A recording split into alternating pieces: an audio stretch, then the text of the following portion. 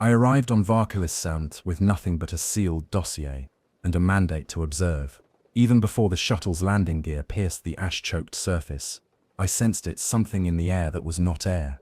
The sky was a roiling grey, ash drifting like the ghosts of 1,000 forgotten worlds. Reports claimed entire Adeptus Mechanicus squads had vanished here, and that even Commissars had turned back without explanation. I had laughed quietly at the horror stories. Now, standing on the cracked tarmac outside the outpost, I knew they had not lied. Something had already moved before my eyes, and it did not belong to our universe. The outpost itself was a ruin masquerading as function. Rusted conduits twisted like serpents along the walls, and hydraulic doors groaned with every subtle vibration from below. Biofluids slicked the ground in places, and vats of semi-organic material throbbed faintly, like a heartbeat muffled behind thick glass. My boots slipped. I cursed under my breath, more out of habit than irritation, as the cold seeped through the soles. The first anomaly was obvious. Gravity seemed inconsistent near the vats. I leaned over to inspect one, and a viscous pinkish mass reacted to my gaze, rippling with awareness. The military manuals I had read did not prepare me for this. Flesh observing me, not through sight, not through sensors, through a sentience that I could feel pressing against my mind. Comms crackled.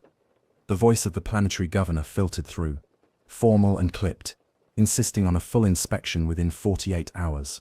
Delay was unacceptable. I nodded at the echo of static. There was no one to report back to yet. No aid to validate what I was witnessing. Even the tech priests, their robes lined with cables and metal, moved with an unnatural precision, occasionally pausing to whisper in binary litanies to machines I could not name. I tried to follow their logic, the rhythm of their tools, the annotations in their holologs. Nothing added up. Every reading contradicted the last. Sensors reporting mass where none should exist, temperatures where none should persist, and machinery that refused to obey the laws of physics. A hatch clanged somewhere deep in the structure. I froze. There was no reason for it to move. No one had been near it. The echo carried through the corridors, a sound distorted, as if bending in the ash-thick air. I called out, voice steady, training overriding fear. Silence answered, followed by a soft, wet sloshing, barely audible from the vats. One tech priest paused mid-ritual, hand raised above a vat, as if to touch something I could not perceive, whispering. They stir. The words did not translate. They vibrated directly in my skull. I clenched my jaw, counting the syllables, trying to anchor myself. Environmental cues layered in rapid succession, humidity clinging like a second skin.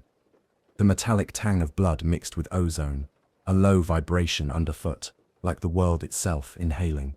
Each breath was a study in dread. I noticed shapes moving against walls, partial humanoid forms, shadows not entirely tethered to physical objects. One soldier yelped and pointed. I turned only to see the figure melt into the corrugated steel, leaving nothing but a smear of dark fluid. The first casualty, and it had happened so quickly I doubted my own senses. I recorded it in my log, subject deviation, human form absorbed, time estimated, under 10 seconds. Environmental causality unclear. I pressed onward, noting the vats systematically. They pulsed in rhythm, some connected to cables that seemed to vanish into the floor, others floating independently, suspended in the air by forces I could neither detect nor predict. Each contained a mass of organic material, flesh, sinew, bone in configurations that mocked natural order. Some appeared to mimic human form, others were abstract, writhing geometries of muscle and ligament. And yet, all were conscious. I could feel them watching, probing, cataloguing my presence with an intelligence both alien and abhorrent. One vat drew me closer. The mass inside seemed aware of my heartbeat. My pulse quickened, tiny appendages, like embryonic tendrils, pressed against the inside glass, tracing patterns that resembled symbols or numbers, shifting subtly as I observed. I whispered a prayer, half out of habit, half out of desperation, and the figures recoiled for a heartbeat, before resuming their slow, deliberate movements. It was as if my faith, my very recognition, mattered in a universe that had abandoned law and logic.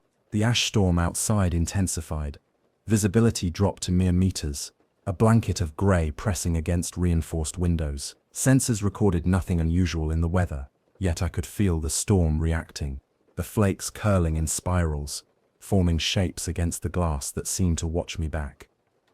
Somewhere deeper in the complex, a low hum began, resonating from the vats themselves. It was not a sound, not a vibration, but something in between, the universe shivering, acknowledging the anomaly that had rooted itself here. Then, it happened. A hatch, long observed, quietly swung open. No wind, no mechanism, no human hand. Just the creak of metal and the invisible shifting of air. I saw movement beyond it, shadows, multiple forms, distorted, elongated, figures I did not recognize, yet somehow familiar. A tech priest stepped forward, hand raised in blessing or command. I could not tell which. One of the figures, tall, sinewy, its flesh, a patchwork of pale and copper tones, paused, regarding us. For a moment, I saw my own reflection in its partially formed face. Then it vanished, swallowed by the darkness beyond the hatch. I took a deep breath, recording every detail, every anomaly, every sensory violation. The ash fell in thicker sheets, vibrating with an almost imperceptible rhythm, the vats pulsing in counterpoint. I felt it. Varkalis was alive, and it had already begun to catalogue me. I did not yet know what it wanted, or how far it had spread, only that we were trespassers, in a space that obeyed rules we could no longer comprehend. As I prepared to step forward, the tech priest whispered, almost to himself, "Even the Commissars do not return." And for the first time, I understood the weight of that truth. The hatch led to a corridor narrower than any sanctioned outpost passage. Walls lined with pipes and conduits warped subtly, as if breathing. Each step echoed, but not in sync with my own movement, sometimes delayed, sometimes faster, like some alien tempo had claimed the space. The air smelled of ammonia, burnt flesh, and an underlying sweetness I could not place. I could hear the faint wet pulse of the vats behind me, each heartbeat resonating through the floor. My boots slipped on pooled biofluids, leaving prints that vanished almost immediately, absorbed by the surface itself. The first vat we approached in this corridor was smaller, a squat cylinder of glistening sinew suspended in a thin viscous medium. It trembled when I leaned in, undulating as though alive. Inside, shapes moved with deliberate intent, fingers, faces, torsos, partial forms that seemed to watch me with hollow eyes. One figure mimicked my own movements, raising its arm when I did, tilting its head with unsettling mimicry. I noted it carefully, recording in my log, anomalous, adaptive behavior, vat contents responsive to external stimulus. Sentience probable, immediate tactical risk high. The tech priest beside me murmured prayers in a tongue that clattered against the metal walls, each syllable punctuated with the hiss of vaporized fluids. Sensors were unreliable. Thermometers spiked to impossible degrees, then fell to near absolute zero. Motion trackers recorded anomalies that moved backward and forward simultaneously. The floor underfoot shifted imperceptibly, giving me the sensation of floating while remaining physically grounded. The corridor ended at a junction where multiple vats were arrayed in a semicircular formation, each connected to thin tendrils of organic tubing that ran into the ceiling. Some of the tubes pulsed independently like veins carrying the blood of a god we were forbidden to name. A soldier ventured too close to one of the vats. I called out a warning, but it was too late. The vat's surface rippled outward like a disturbed pool, and when the edges retracted, he was gone.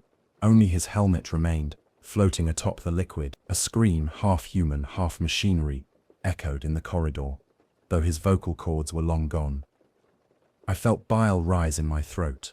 The tech priest recorded the event silently, his red ocular lenses reflecting a tableau of horrors I could not hope to interpret. The other soldiers shuffled nervously, weapons clutched like charms, scanning shadows that were already scanning them. The vats themselves began to respond to our presence. The partial humanoid forms moved in synchronized patterns, creating an unsettling choreography that seemed both random and deliberate. One face emerged, speaking in a voice that was mine, and not mine simultaneously. "Do not touch the living glass." The syllables vibrated in my skull, rather than my ears. I stepped back, heart hammering, and realized that the shapes within the vats were not merely observing, they were predicting. Every small movement I made was anticipated, mirrored and warped into some grotesque reflection. Environmental horror compounded, air grew thick, almost tangible, with the vibration of unseen machinery. I could feel the corridors constricting, ceilings sagging slightly, though my eyes betrayed no structural change. Fluids leaked from the walls, forming shapes that suggested faces pressed against the surface from the inside.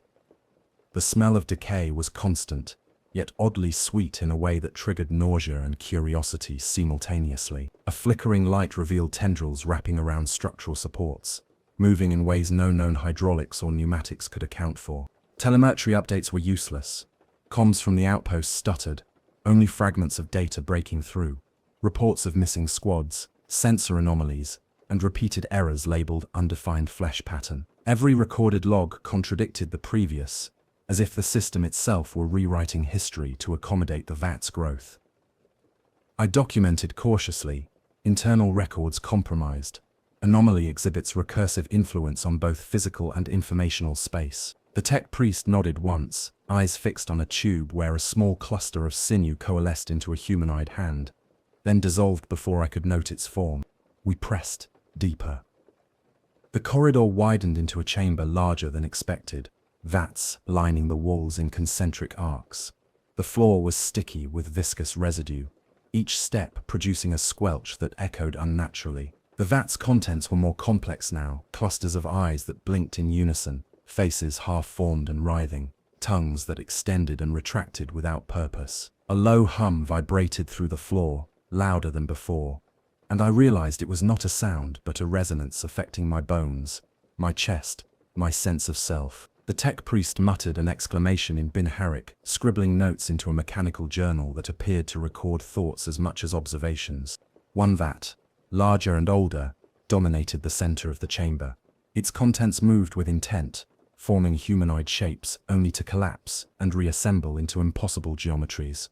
Numbers etched on the surface shifted, rearranging themselves in ways that suggested communication or ritual. I recognized the rhythm of a litany embedded in the pulse, each beat corresponding to the numerical pattern. I raised my hand instinctively to touch it, and for an instant, the world seemed to hold its breath. The vat quivered, then recoiled, as if repelled by my recognition. A whisper crawled along the edges of the chamber, seeming to originate from all vats simultaneously. Words in a dozen voices layered atop each other. Do not awaken. Do not pass. They are already aware. The phrase vibrated in my skull and I stumbled backward, nearly falling into another vat. My log captured the sensory input, but even that felt insufficient to describe the dread pressing from every direction. The tech priest gestured for me to follow a side passage. I hesitated, noting the rhythmic convulsion of the central vat, now forming shapes that resembled figures I knew, faces of the missing soldiers, staring silently, pleading. We advanced through the passage. The corridor narrowed again, shadows lengthening unnaturally. The ash from outside had infiltrated, settling in fine patterns that mirrored the numbers etched in the vats. My pulse accelerated as I realized the anomaly was not passive. It responded to us, to our senses, and perhaps to our very thoughts. The last sound before the chapter's close was a hatch sliding open somewhere ahead, not mechanically, but as if drawn by invisible hands. Figures moved beyond, indistinct, shifting between human and something other. I took a breath, steeling myself. Whatever waited us, it had already begun to catalogue us. The side passage led into a chamber darker than any normal outpost section. Walls glistened with condensation mixed with a strange pinkish residue that clung to every surface. The smell was overpowering, half decayed flesh, half ozone, a hint of something sweet that made my stomach churn. The tech priest beside me traced a series of cables with a skeletal hand, whispering a binary litany I could not translate. I noted every word, every tremor in his voice, sensing an unspoken urgency. Even he feared the anomaly's response to our presence. Sensors flickered, registering temperature fluctuations beyond reason. One moment the room registered 70 degrees Celsius. The next, it fell below freezing. Humidity readings were equally nonsensical, swinging wildly as though the chamber itself inhaled and exhaled. Every pulse of the vats resonated in the floor, in my bones, in my chest. One soldier muttered a prayer, half out of ritual, half out of desperation. His lips moved, but no sound emerged. He stopped, staring at the walls where shapes had begun to twist independently of light or shadow. I noted it in my log. Environmental causality fails. Physical laws compromised. Anomaly exhibits selective awareness. We approached a vat embedded in the floor. Its contents were semi-fluid, writhing in patterns that suggested mimicry of human musculature. Faces formed and reformed, some resembling our own squad members, others distorted into grotesque parodies. I realized one partial form, a torso with 6 arms, each tipped with finger-like appendages, was oriented exactly as I had stood earlier. The tech priest raised a hand, muttering. They observed from the beginning of our path. My pulse quickened. These vats were not just alive. They were aware of our prior actions. The corridor behind us shuddered. Panels bulged, expanding and contracting like lungs. A faint hissing preceded a low, wet suction noise. One soldier stepped backward, falling into a shallow pool of viscous fluid. His boots stuck, then dissolved partially as sinew-like strands clung to his flesh. He screamed, though his voice was distorted, layered with echoes of himself and others, as if time and sound were being folded and replayed simultaneously. I moved to help him, but the tendrils recoiled when I touched them, leaving only fragments of tissue clinging to my gloves. Telemetry broke down entirely. Comms emitted only fragments, repeated warnings of personnel disappearance, power fluctuations, and cryptic entries labeled undefined flesh pattern. Logs contradicted themselves. The tech priest annotated the records, fingers dancing across a holographic keyboard as if trying to impose order on a reality that refused it. The walls seemed to pulse with the resonance of the vats, and I could feel the vibrations in my chest, a rhythmic pressure that made it difficult to focus. My own heartbeat was no longer distinguishable from the pulse of the room. One of the vats convulsed violently. A semi-formed humanoid emerged partially from the surface, limbs flexing in impossible ways. Its head twisted, exposing 2 faces, each screaming silently, one human, one mechanical. The soldier who had slipped recoiled in horror, forcing me to restrain him. I noted, Vat exhibits aggressive behavior, semi-sentient, capable of projecting partial forms into real space. Immediate threat assessment, lethal. The tech priest spoke quickly. Containment protocols ineffective, only observation permitted. His voice trembled and I realized even he understood the futility of intervention. I turned to record visual data, but the camera feed flickered violently. Shapes within the vats moved independently, sometimes forward, sometimes backward, often in defiance of the lens's perspective. The floor beneath me shivered, as though alive, adjusting to our weight. A hiss, like breath escaping a wound, came from behind. Shadows formed humanoid shapes at the far end of the chamber, then melted into the walls. Micro cliffhanger. One shadow extended a hand, and I felt it brush my mind with recognition. An intimate, invasive awareness that left me trembling. Numbers etched into vat surfaces began to shift. Previously random, now they pulsed in sequence, forming patterns I recognized. Coordinates, dates, and sequences linked to personnel disappearances. The tech priest gestured, whispering. They mark us, cataloging, preparing. The rhythm of the vats synchronized with the numbers, a counting heartbeat that filled the chamber. I realized, with growing dread, that this anomaly was not static. It adapted, learned, and anticipated. Environmental shifts accelerated. Gravity fluctuated. The ceiling bowed slightly, then released, creating a subtle downward pull. Panels warped as if fabric. Walls appeared closer and then farther away. Air pressure shifted in waves, making speech difficult, movements jerky and uncoordinated. I noted in my log that the anomaly demonstrated selective manipulation of physical laws, a phenomenon previously theorized only in warp-adjacent anomalies. Yet this was not warp energy as we understood it. It was more precise, almost deliberate. A partial scream echoed from a vat. I stepped closer. Faces formed rapidly, mouthing words I could not hear. One set of eyes, recognizably human, stared directly at me. Recognition, horror, and despair all combined in that gaze. The tech priest murmured a protective litany, waving a mechanical talisman over the fluid. The motion had effect. The shapes froze momentarily. The pulsing slowed. The resonance dulled, but only briefly. The vat shuddered, then continued, more insistent, more aware. We advanced to the corridor's end, a final hatch leading downward. Shadows moved within it, fluid and unpredictable. The ash storm beyond filtered in, light catching the residue on the walls, casting shapes that mirrored the vat's contents. I felt it, a subtle tug, not physical but cognitive, pulling at my attention, insisting I step forward.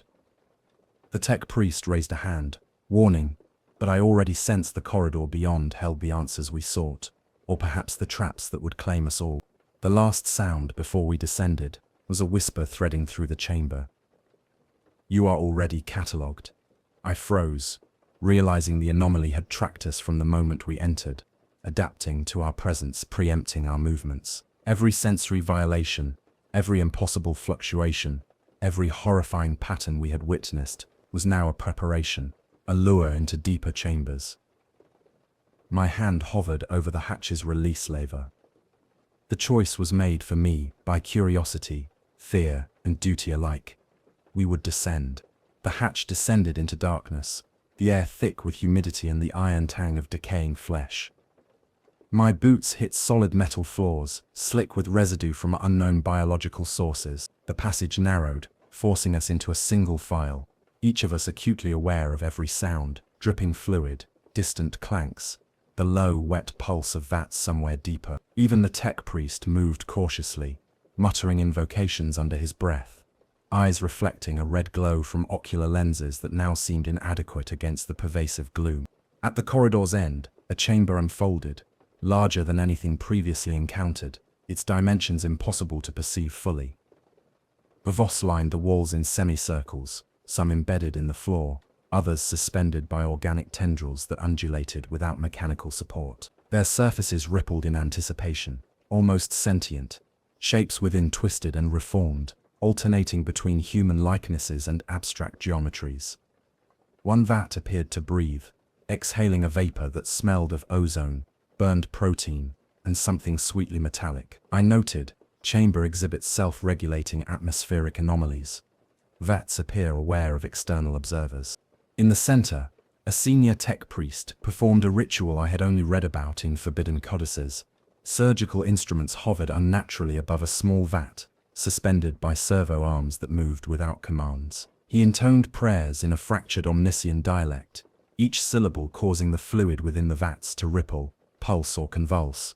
Flesh formed limbs where none existed, torsos contorted impossibly, faces that had no eyes opened and stared. The ritual seemed to accelerate growth, reconfiguring matter in real time, bending biology and machinery to an alien purpose. I recorded frantically, ritual demonstrates direct manipulation of semi-living tissue. Possible warp-correlated enhancement, sentience of material increases during incantation. Environmental cues intensified, gravity shifted subtly, pulling me downward one moment, releasing me the next. Light bent around the vats, shadows forming geometries the eye could not fully comprehend. The air shimmered with static. Every breath I drew carried the taste of iron, sweat, and something indefinably alive.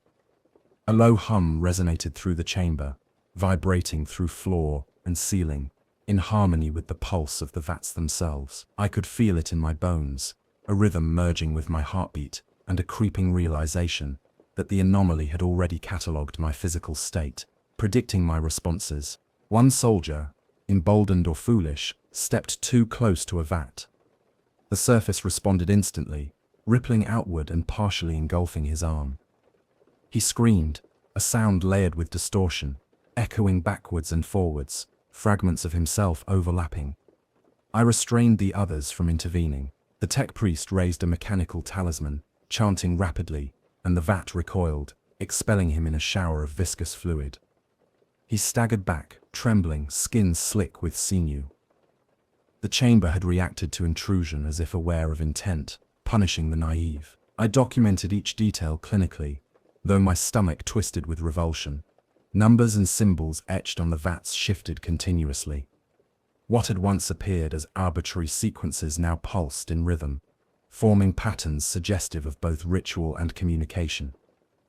I realized the shapes were not random, they were encoding something, a message or a warning. One cluster of vats shifted to display humanoid forms.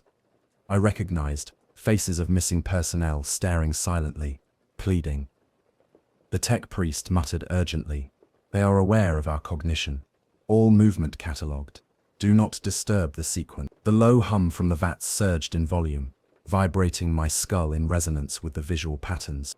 A low hiss, wet and serpentine, moved through the chamber. Shadows detached from the walls, stretching toward us in partial humanoid forms.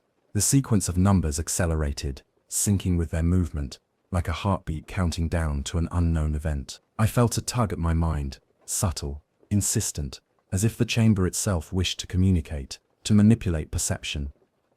I stepped back instinctively, noting in my log, cognitive intrusion probable, anomaly capable of mental resonance, personnel risk assessment, critical. The tech priest began adjustments, slicing through vaporous flesh with instruments that never touched the surface, yet seemed to control it.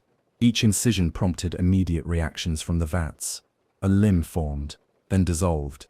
A face opened its mouth in silent scream, then retracted. I sensed the anomaly, learning from each motion, adapting to each incantation, calibrating itself against our presence.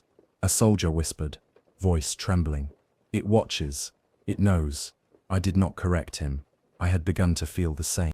A partial form emerged from a central vat, humanoid sinew stretched, mechanical tendons interwoven. Its face was twisted, both familiar and alien, staring at me with two sets of eyes. I saw a reflection of my own features superimposed, a momentary hallucination, or perhaps an insight into the vat's adaptive mimicry. The tech priest continued, undeterred, raising one hand as if commanding the chamber itself. The low hum intensified, vibrating the very walls. I realized we were witnessing the anomaly's attempt at communication, or perhaps at predation, through ritualized motion. The chamber's ceiling shifted imperceptibly, stretching upward before collapsing in a wave-like motion. Gravity fluctuated, air shimmered, light fractured. The vats pulsated in unison, their numbers now aligned in a sequence too rapid to track without instrumentation. Shadows extended from the walls, interacting with the fluid surfaces, forming temporary connections that suggested a network, a shared consciousness. I felt my own pulse merge with the rhythm of the room, a subtle intrusion into cognition, the boundary between self and anomaly eroding. The final sound before we advanced further was a whisper threading through the chamber. Even observation is catalogued. It came from nowhere and everywhere simultaneously, vibrating in my skull. I froze, aware that the ritual had not merely altered the vats, but the very rules of perception. The anomaly was aware, adaptive, sentient. As the tech priest gestured toward a descending passage, I followed, documenting, recording, breathing. Every sense heightened. Whatever lay ahead would demand more than observation. It would demand comprehension of a horror we had barely begun to understand. The descending passage was narrower than expected, walls slick with condensation and a strange shifting organic matter that seemed to pulse in rhythm with my own heart. Ash from the surface above had infiltrated even this depth, mixing with the metallic tang of machinery and the faint odor of decay. Every footstep echoed in unpredictable ways, sometimes delayed, sometimes amplified, as if the corridor itself measured our presence and responded accordingly. I gripped my log, recording environmental anomalies, noting that standard instruments could not register the true nature of the distortions. The tech priest led the way, murmuring binary litanies that caused nearby tendrils to retract from the walls. I realized that even the anomaly recognized him, or at least, his rituals. My own mind trembled against the subtle tug of cognition, emanating from the vats above, the low hum of the central chamber, reverberating through my chest. I felt an awareness not my own pressing at the edges of thought. Behind me, soldiers murmured prayers half-formed, their weapons clutched in nervous anticipation. The corridor narrowed, forcing a line that placed us in a single-file rhythm, dictated by fear and survival instinct. The first chamber we encountered was a node of complexity beyond comprehension. Vats were embedded in floors, walls, and ceilings, some suspended in mid-air by tendrils of flesh that pulsed independently. The semi-fluid surfaces rippled when we entered, forming temporary shapes. Hands, faces, torsos, eyes.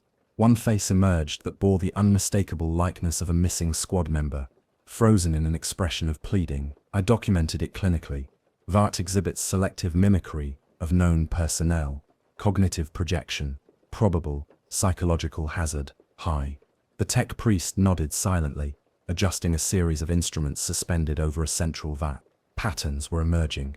Numbers etched in the fluid surfaces shifted in rhythm, forming sequences I could partially decode. Dates, coordinates, and unidentified symbols suggested a form of communication or ritual code. I realized, with increasing dread, that the anomaly had been cataloging not just our presence but our histories, our timing, and possibly our intentions. One soldier, attempting to make sense of the sequences, recoiled as the numbers pulsed in sync with his heartbeat, vibrating in resonance with his skull. I recorded, anomaly exhibits reactive patterning, linked to observer biometric input. One central vat convulsed violently. Shapes emerged, stretching into semi-humanoid forms that were both familiar and alien. Limbs bent at impossible angles, torsos twisted into sinewy geometries, faces appearing and disappearing with rapidity. A whisper threaded through the chamber, indistinct, layered, vibrating in my mind rather than my ears. I felt it cataloging me, predicting reactions, measuring fear and curiosity. The tech priest gestured for restraint. Observation without interference, he intoned, is the only containment possible at this stage. Environmental cues worsened. Gravity fluctuated, subtle yet perceptible, pulling at our center of mass. Panels and conduits warped as though the architecture itself obeyed the anomaly's will. The floor beneath us seemed to pulse, sticky with semi-fluid residue that formed partial impressions of previous explorers. Air pressure shifted in waves, making speech difficult, movements jerky, disorienting. I recorded each deviation, noting the anomaly's ability to manipulate physics selectively, as though the chamber itself were a living instrument tuned to our presence. A new feature appeared, a partial hatch leading to a lower subchamber. From within emanated a low, wet hum, distinct from the resonance of the vats. Shapes moved beyond, blurred and impossible to define, oscillating between humanoid and geometric abstraction. I felt the anomaly's attention tighten around us, a subtle cognitive pressure that compelled me to move forward, recording, analyzing, and resisting the instinct to flee. The tech priest moved first, instruments poised to influence or perhaps placate the anomaly. One soldier, emboldened, touched a vat. The surface responded instantly, expanding and engulfing a portion of his arm. The fluid retracted with force, leaving only fragments of flesh attached to its surface. He screamed, but the sound was warped, layered with echoes from both past and future, disorienting all nearby. I restrained the others, noting the anomaly's capacity for instantaneous predation and its manipulation of sound and time perception. The tech priest muttered an incantation, and the vat quivered, expelling the fragment. The sequence of numbers on its surface had accelerated during the interaction, synchronized now with our heartbeats. We advanced, following the low hatch into a chamber where the anomaly's communication became more explicit. The vat's surfaces now displayed continuous humanoid sequences, forming actions that mimicked our own movements. But exaggerated, grotesque, I realized with a growing sense of horror. The anomaly was not only cataloging us, but rehearsing our behaviors in fluid form, anticipating every decision. A whisper from the tech priest confirmed my suspicion. They prepare for our arrival, and for what we might do next. The chamber itself seemed alive.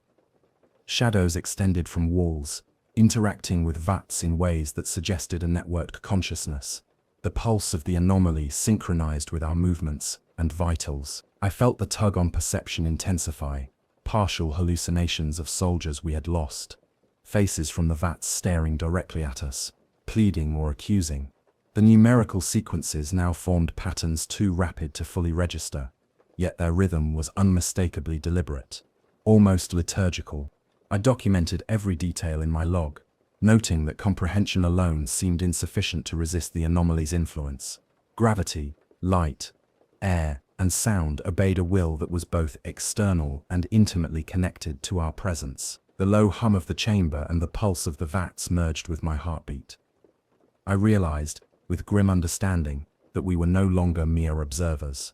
We were participants, catalogued and measured, integral to the anomaly's unfolding pattern. At the subchamber's end, a larger hatch opened. Beyond it, shadowy tendrils stretched into darkness, moving with intelligence. The tech priest gestured forward, warning, but his expression betrayed awareness that what awaited was beyond intervention. The final whisper before we descended threaded through the corridor and into my skull. Observation ends. The next stage begins. I recorded it, noting the anomaly's intent and awareness. Each of us felt it. A cognitive pull, a demand, a forewarning. We moved forward, compelled and terrified, toward the unknown. The hatch opened onto a chamber of impossible scale, its ceiling lost in shadows that seemed both structural and fluid. The floor was a mosaic of organic material, pulsating faintly with each step. Vapors rose in rhythmic waves, carrying the tang of ozone, sweat, and decayed protein. I noticed immediately, gravity was inconsistent, pulling differently across the chamber's length and width. One moment, my boots pressed heavily. The next I felt light, almost floating. Each soldier adjusted instinctively, boots sliding and gripping as the anomaly's influence tested every step. Vats lined the walls in concentric spirals, connected by sinewy conduits that throbbed like veins. Semi-formed limbs occasionally extended, twitching in anticipation. Faces emerged and vanished, some human, some grotesque parodies, staring at us with intent. A central vat pulsed in sync with our heartbeats, projecting numerical sequences that danced across its surface. The tech priest muttered, "They measure, they predict, they anticipate." I noted the rhythm, the coordination between physical presence and the anomaly's displays. We were no longer passive observers. Our very existence was a data point, our movements rehearsed in liquid form. A soldier's hand twitched toward a nearby vat. The surface responded instantly, rippling outward and partially engulfing his forearm. He screamed, layered with echoes of himself and distorted tonalities, a sound that defied linear time. I restrained him, recording every detail, noting the anomaly's selective predation and adaptive behavior. The tech priest raised a mechanical talisman, chanting in fractured omniscience. The vat recoiled, expelling the fragment of flesh, but not without a pulse that resonated through the entire chamber. The sequence of numbers accelerated during the interaction, now synchronized with our collective heartbeats. Environmental anomalies intensified. Light bent around the vats, creating geometric distortions in the shadows. Air pressure fluctuated in waves, making movement jerky. Speech labored, gravity tugged inconsistently, compelling us to adapt continuously. Panels warped, conduits pulsated, and the chamber seemed to inhale and exhale in rhythm with our presence. I realized the anomaly had begun to manipulate perception itself, layering partial hallucinations over reality. Faces of missing soldiers appeared, some pleading, some accusatory, before dissolving into the viscous floor. In the center of the chamber, a platform rose slightly above the floor. On it, a semi-formed humanoid figure pulsed in and out of coherence, sinew twisting in impossible geometry. Its face split, forming multiple sets of eyes, each blinking independently, tracking every one of us. The tech priest began a ritual over the platform, instruments hovering, emitting faint glows that synchronized with the anomaly's pulse. Every syllable of his chant caused the figure to shift, extend limbs and display gestures mirroring our own. I documented, anomaly exhibits mimicry and anticipatory adaptation, responding to ritualistic input and observe emotion. Telemetry was inconsistent. Comms updates broke into static fragments. Personnel missing, anomaly expanding. Undefined pattern, repeated endlessly. The anomaly was rewriting reality even in data, encoding its own rules within the systems. I noted that our instruments could not be trusted. What we saw might only be an approximation of the anomaly's true state. The soldiers whispered nervously, adjusting weapons against threats both perceived and real, their movements catalogued by forms in the vat. A partial form emerged from one of the vats, extending a sinewy arm that reached almost fully into our space.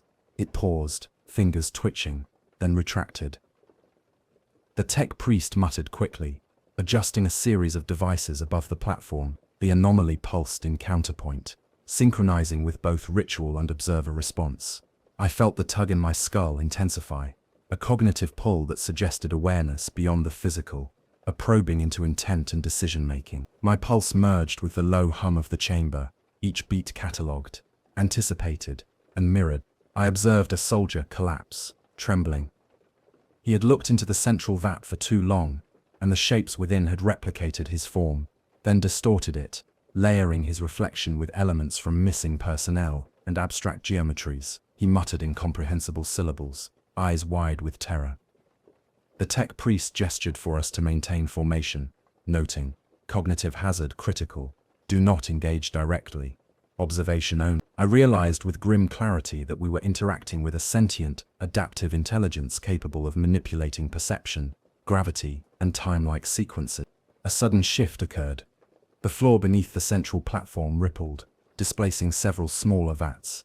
Shapes within converged into humanoid configurations, synchronized with the platform's pulse. Numbers etched on the surfaces formed a coherent sequence, a counting rhythm aligned with our steps, our breathing, and our heartbeats. The tech priest whispered urgently, "They are rehearsing us, predicting our next motion, preparing the next phase." I felt a growing weight in my chest, the sense that the anomaly was preparing for something beyond cataloging, something active, something that would require choice and consequence. Shadows detached from walls, stretching toward the platform, tendrils intertwined with vats, forming temporary networks, pulses synchronized in complex rhythm. I realized the anomaly was coordinating across space, forming a lattice of influence over perception, gravity, and movement. My heartbeat aligned with its pulse, a subtle intrusion into cognition. I documented, anomaly exhibits multi-channel awareness, environmental, biological, cognitive, threat level, escalating. The final micro cliffhanger before we approached the next subchamber was a whisper, threading through the anomaly's resonance. The next step is yours to take, willingly or not. I felt it tug at my thoughts, compelling us toward the lower passage. The tech priest gestured, warning, but all of us understood that retreat was impossible. Each step forward was catalogued, anticipated, and rehearsed. The anomaly was no longer passive. It had begun to influence decisions, manipulating ritual, observation, and cognition to exact a response. We descended. The subchamber unfolded before us, vast and dimly lit by a sickly amber glow that seemed to emanate from the vats themselves. The air was thick, heavy with humidity, ozone, and the pervasive copper tang of blood. Gravity remained inconsistent. Each step pulled us differently, forcing soldiers to adjust continuously, or risk falling into puddles of viscous residue. Shadows stretched unnaturally, interacting with the vats in ways that suggested awareness, as if the anomaly was conscious of every nuance of our movement. Vats lined the walls, arranged in irregular spirals that converged toward a central platform. The fluid surfaces writhed with intelligence, forming partial limbs, eyes, torsos, and faces. One vat mirrored me precisely, posture, gestures, heartbeat, seemingly aligned. I realized with growing dread that the anomaly was cataloging not only physical forms but intentions, projecting our presence into its mutable medium. The tech priest adjusted his instruments, whispering prayers, aware that the anomaly had begun a new phase, anticipation of action, not just observation. A soldier reached toward a smaller vat and froze. The fluid responded instantly, expanding, enveloping his hand, twisting flesh with an intelligence that mirrored and distorted simultaneously. He screamed, layered with echoes of himself, and a dozen unknown voices, a cacophony of distorted temporal resonance. I restrained him, noting the anomaly's ability to manipulate both time perception and sound propagation. The tech priest murmured, "They test limits, cognitive and physical." I realized the hazard had shifted from passive cataloging to active engagement. Environmental anomalies intensified, panels warped, light bent around the vats, and the floor pulsed in rhythm with a low hum that penetrated bone. Gravity fluctuated erratically. Air pressure waves pushed us toward the central platform in unpredictable pulses. The chamber seemed to breathe, inhale, and exhale in time with our steps, creating a sense of intimacy and intrusion that violated every law of architecture and physics. I recorded carefully. Anomaly exhibits selective environmental manipulation synchronized with observer biometrics. The central platform began to vibrate, a deep resonance that pulled at cognition. Shapes formed within the central vat, humanoid, six-limbed faces twisted into both mimicry and parody. Numbers etched into the fluid pulsed in rhythm. Encoding sequences I could not fully pass, the tech priest muttered. They anticipate our decisions, rehearsing outcomes in liquid form. One face within the fluid twisted into the image of a soldier we had lost earlier, mouthing silent warnings that chilled me. I noted it clinically. Despite the nausea, the anomaly was capable of projecting past personnel, perhaps even memories, into the fluid network. A soldier stumbled backward, collapsing into a shallow pool. His boots stuck in sinewy residue, partially absorbed by the anomaly. He screamed, a sound fractured across time and space, layering with echoes of the Vats pulse. I restrained the others, observing the anomaly's punitive response to unauthorized contact. The tech priest gestured for restraint, noting that any direct interference could provoke further adaptive behavior. I documented, anomaly exhibits instant predation, selective punishment, anticipatory mimicry, risk level, extreme. As we approached the central platform, a subtle tug pressed at cognition, an almost imperceptible demand to act. I felt the anomaly probing decisions, cataloging potential responses. Shadows detached from walls, linking with the Vats, forming temporary networks that pulsed with intelligence. The numerical sequences accelerated, synchronized with our heartbeats, our steps, our gestures. Observation alone was insufficient. The anomaly had begun exerting influence over choice, integrating ritual, presence, and cognitive response into its mutable system.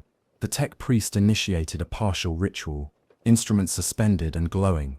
The central vat responded, extending tendrils, forming humanoid shapes, then retracting them in a precise mimicry of the priest's gestures. I noted with horror that the anomaly appeared to learn from ritual input, adapting in real time. One sequence of numbers became legible, a countdown, though the units and measures were indecipherable. Yet the rhythm suggested urgency. A whisper threaded through the resonance. The next choice is yours. It vibrated in my skull. Insistent, invasive, compelling. One soldier, overcome by fear, lunged at a vat. The surface convulsed violently, expanding to envelop him partially, distorting flesh, twisting limbs at impossible angles. His scream was layered, echoed backward and forward, temporally dissonant. I restrained the others, noting the anomaly's capacity to project temporal distortion as a defensive mechanism. The tech priest muttered rapidly, adjusting the sequence of devices, attempting to modulate the anomaly's reaction. The central vat pulsated in counterpoint, its rhythm aligning with the soldier's heart, the ritual's cadence, and my own pulse. Environmental anomalies worsened, gravity shifted, light fractured, shadows stretched unnaturally. Tendrils linked multiple vats, forming an adaptive lattice of influence. Partial forms emerged and retracted, displaying humanoid gestures intertwined with impossible geometries. Numbers and symbols pulsed in liturgical rhythm, encoding the anomaly's communication and cataloging. I noted, anomaly now manipulates cognitive perception, temporal sequences, and environmental physics simultaneously. Observer influence, integral to anomaly adaptation. The final macro cliffhanger was a whisper threading through the chamber, both inside and outside cognition. Choice is catalogued. Consequence begins. I felt the tug in my mind intensify, an inexorable pressure to act, move, decide. The tech priest gestured toward a descending hatch, warning silently, aware that any hesitation would be recorded, analyzed, and possibly exploited. We stepped forward together, catalogued, anticipated, and compelled by forces beyond comprehension, descending deeper into the anomaly's mutable, sentient architecture. The descending hatch opened onto a chamber suffused with a faint green luminescence, the source invisible yet pervasive, highlighting every viscous surface in sickly clarity. The air was thick, oppressive, saturated with the metallic tang of blood and the sweet, decaying odor of flesh. Gravity fluctuated sharply as we stepped forward. Boots sank slightly into the semi-fluid floor, then lifted with unnatural lightness. The anomaly had extended its influence, shaping the environment in ways that challenged both instrumentation and intuition. Vats were more numerous here, embedded in floors, walls, and ceiling, connected by thick tendrils of sinew and bioconduit. Some suspended in mid-air, twitching independently, as if aware of each observer. Partial humanoid forms emerged and retracted, faces flickering between recognition and grotesque parody. One face bore an exact likeness to a soldier lost in the previous chamber, silently pleading. The tech priest adjusted devices suspended above the central platform, murmuring in fractured omniscience. The anomaly evolves, anticipates action, prepares for engagement. I noted it clinically, aware that observation alone was no longer sufficient for survival. A soldier, emboldened or desperate, reached toward a vat. The surface reacted instantly, expanding, enveloping his forearm. Flesh twisted, limbs warped, and a scream issued from him layered with echoes and distortions that seemed to fold time and space. I restrained the others, documenting the anomaly's adaptive aggression. The tech priest muttered, "They test boundaries, physical and cognitive.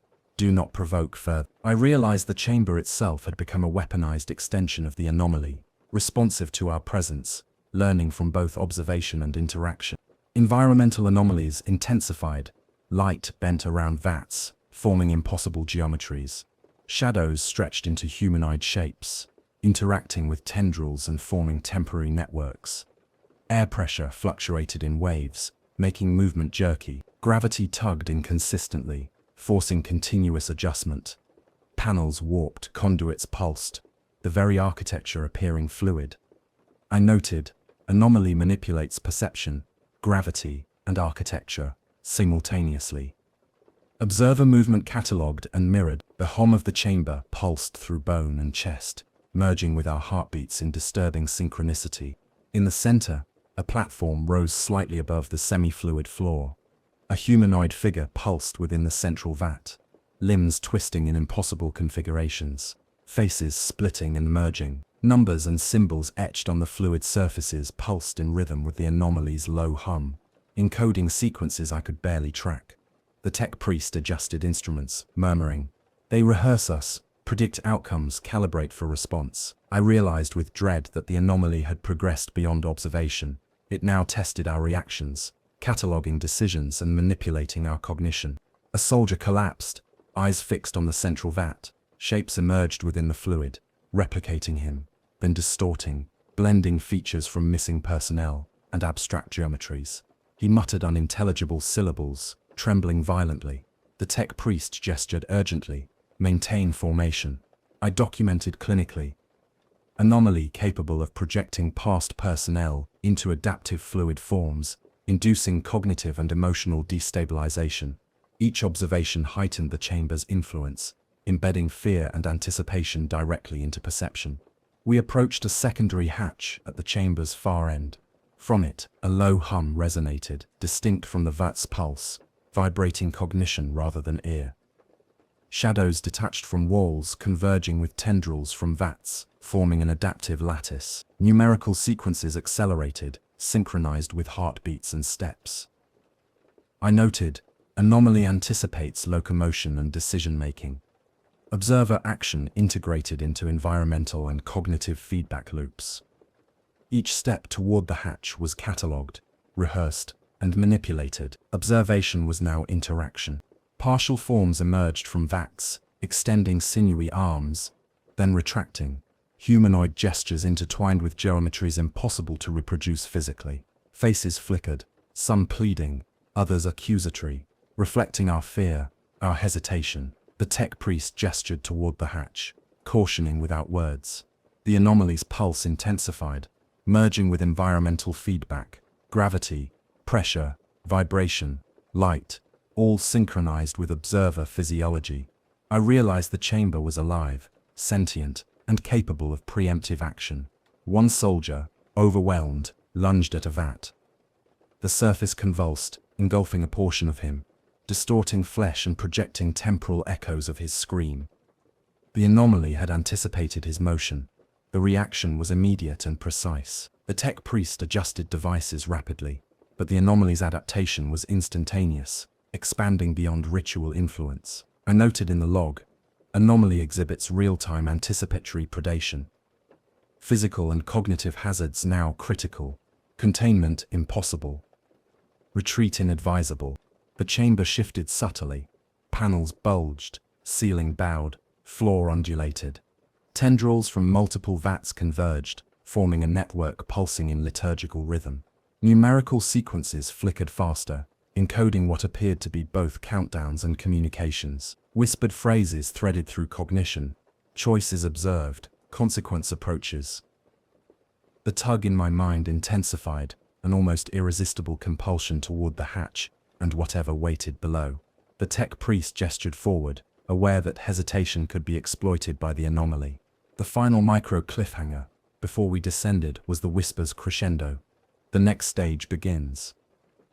Will you step willingly? I felt every pulse, every tug, every subtle manipulation of environment and mind, and understood with grim certainty that the anomaly's influence extended into decision-making. Observation was no longer passive. It demanded action, compliance, or confrontation. We descended, compelled, catalogued, and acutely aware that each step deeper embedded us further into the anomaly's mutable sentient domain. The descent ended in a chamber darker than any previous space. The ambient glow from the vats above entirely absent. The air was damp, cold and heavy with the oppressive scent of decay and chemical residue. Gravity shifted unpredictably. Every step felt calibrated against an unseen force. A subtle tug that pulled toward different points simultaneously. The anomaly had extended its influence further, manipulating not only perception but spatial orientation itself. Soldiers moved cautiously, boots scraping uneven surfaces, weapons clutched with hands shaking despite training and discipline. Vats were arranged here in irregular hexagonal patterns, their surfaces quivering like viscous membranes, reflecting nothing of the room beyond. Partial forms emerged and retracted within the fluid, twisted torsos, elongated limbs, faces that flickered between familiar and grotesque parody. One vat projected the likeness of a missing commissar, eyes hollow yet accusing. I recorded, anomaly capable of selective mimicry, projecting psychological stressors to destabilize observers. The tech priest adjusted devices above a central platform, instruments hovering silently, emitting a pale green luminescence that pulsed in counterpoint to the anomaly's low hum. A soldier stepped too close to a vat, and the surface convulsed violently, extending a sinewy arm that wrapped around his leg. His scream fractured across time, layered with echoes both past and future. I restrained others from approaching, documenting carefully.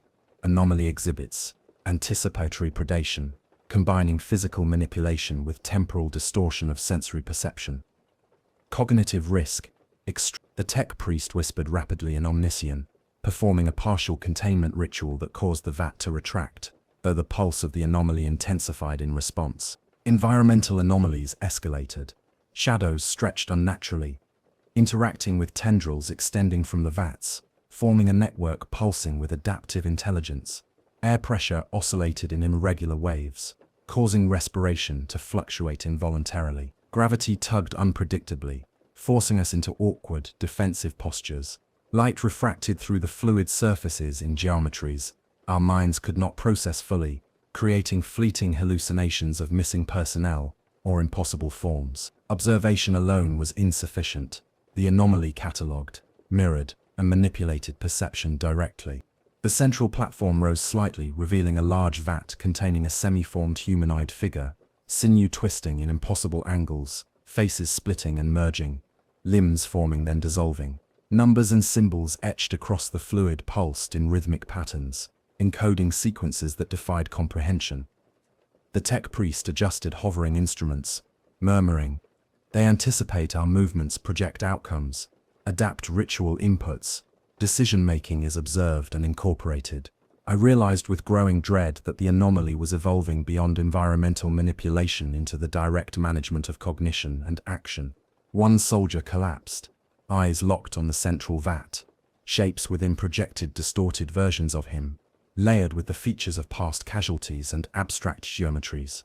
He muttered incoherent syllables, shivering violently. The tech priest signaled others to maintain formation.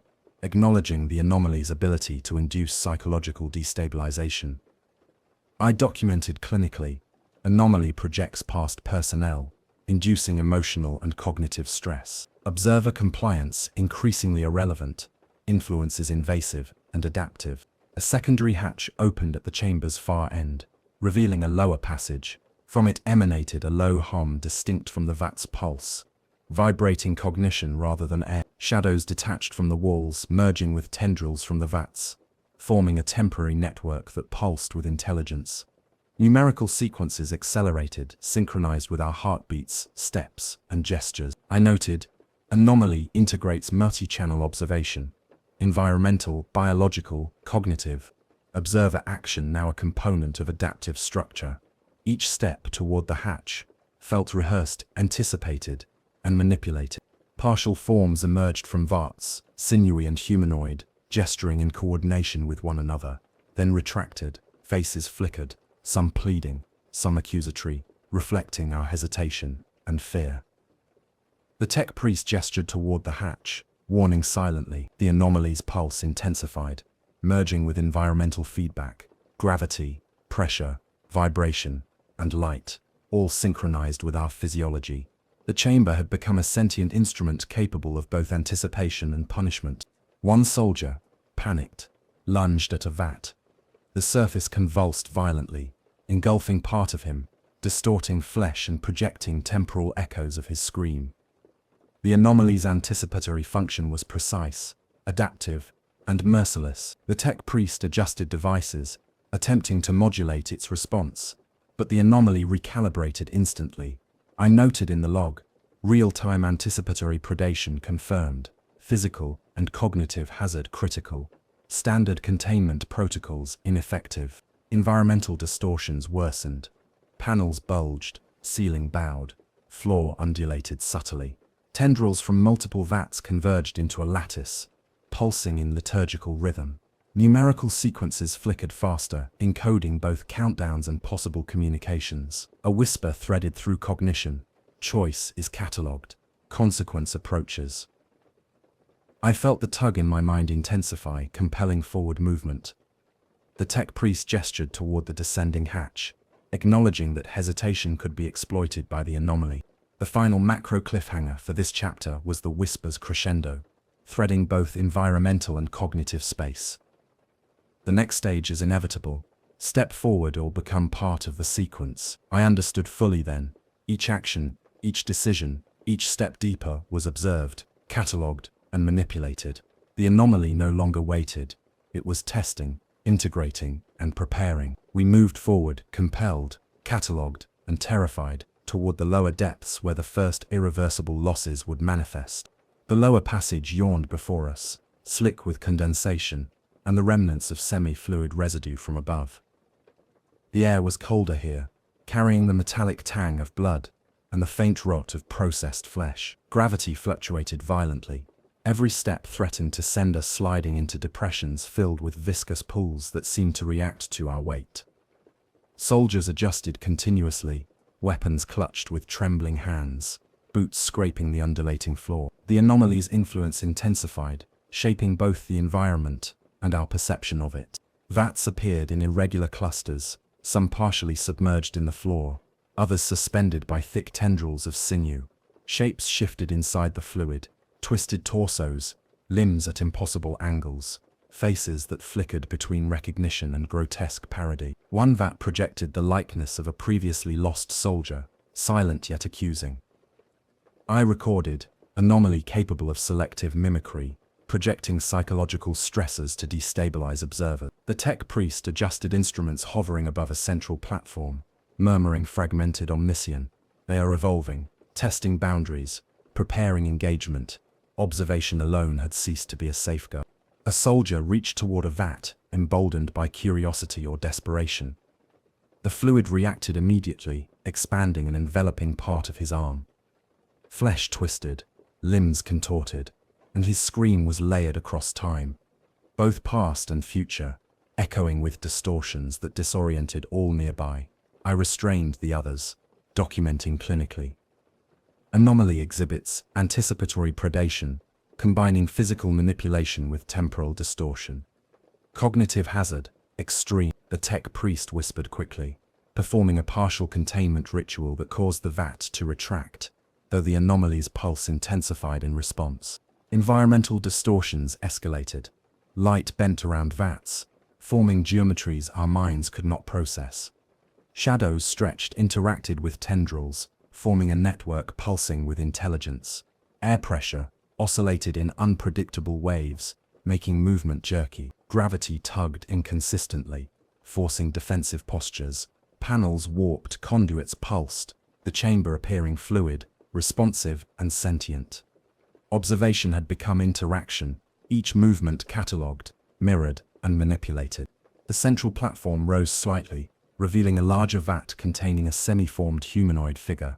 Limbs twisted impossibly, faces splitting and merging, torsos elongating and retracting. Numbers etched into the fluid pulsed in rhythm, encoding sequences beyond comprehension. The tech priest adjusted devices, murmuring. They anticipate our movements, project outcomes, adapt ritual inputs. Decision-making is observed and incorporated. The anomaly had progressed from environmental manipulation to the direct management of cognition and action. A soldier collapsed, eyes locked on the central vat. Shapes emerged, replicating him, blending features of past casualties and abstract geometries. He muttered incoherent syllables, trembling violently. The tech priest signaled for formation maintenance, aware of the anomaly's psychological destabilization. I documented. Anomaly projects past personnel, inducing emotional and cognitive stress. Observer influence, integrated. Compliance insufficient to mitigate hazard. A secondary hatch at the far end of the chamber emitted a low hum, distinct from the vat's pulse, vibrating cognition rather than air. Shadows detached from walls, merging with tendrils to form an adaptive lattice. Numerical sequences accelerated, synchronized with our heartbeats and gestures. I noted, anomaly integrates multi-channel observation, environmental, biological, cognitive, observer action now a component of adaptive structure. Each step toward the hatch felt rehearsed, anticipated, and manipulated. Partial forms emerged, sinewy and humanoid, gesturing before retracting. Faces flickered, some pleading, others accusatory, reflecting our hesitation. The tech priest gestured toward the hatch, warning silently. The anomaly's pulse intensified, merging with environmental feedback, gravity, pressure, vibration, light, all synchronized with physiology. The chamber had become sentient, capable of anticipation and punishment. One soldier, panicked, lunged at a vat. The surface convulsed violently, engulfing part of him, distorting flesh, projecting temporal echoes of his scream.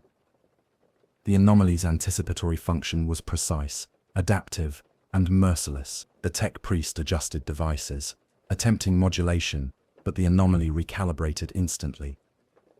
I recorded, real-time anticipatory predation confirmed, physical and cognitive hazard critical, standard containment protocols ineffective, environmental distortions worsened, panels bulged, ceiling bowed, floor undulated subtly. Tendrils from multiple vats converged into a lattice pulsing in liturgical rhythm. Numerical sequences flickered faster, encoding countdowns and communications. Whispered phrases threaded through cognition, choices catalogued, consequence approaches. The tug in my mind intensified, compelling movement. The tech priest gestured toward the descending hatch, acknowledging hesitation could be exploited by the anomaly. The final macro cliffhanger before descent was a whisper threading through environmental and cognitive layers. The next stage is inevitable. Step forward or become part of the sequence. Each action, each decision, each step deeper was observed, catalogued, manipulated. The anomaly no longer waited. It tested, integrated, and prepared. We moved forward compelled, catalogued, and terrified, toward the chamber where irreversible losses and moral reckoning would manifest. The chamber that awaited us beyond the descending hatch was vast, oppressive, and suffused with a low, pulsing green light that seemed to originate from nowhere and everywhere, at once. The air was dense with humidity, ozone, and the cloying scent of decomposing flesh. Gravity fluctuated sharply. Each step was met with unpredictable resistance. Soldiers moved cautiously, weapons clutched tightly, boots scraping the viscous floor that seemed to shift with a will of its own. The anomaly's influence had grown exponentially, manipulating perception, balance, and proprioception in subtle, relentless waves. Vats formed irregular spirals across the chamber, some embedded in the floor, others suspended by sinewy tendrils.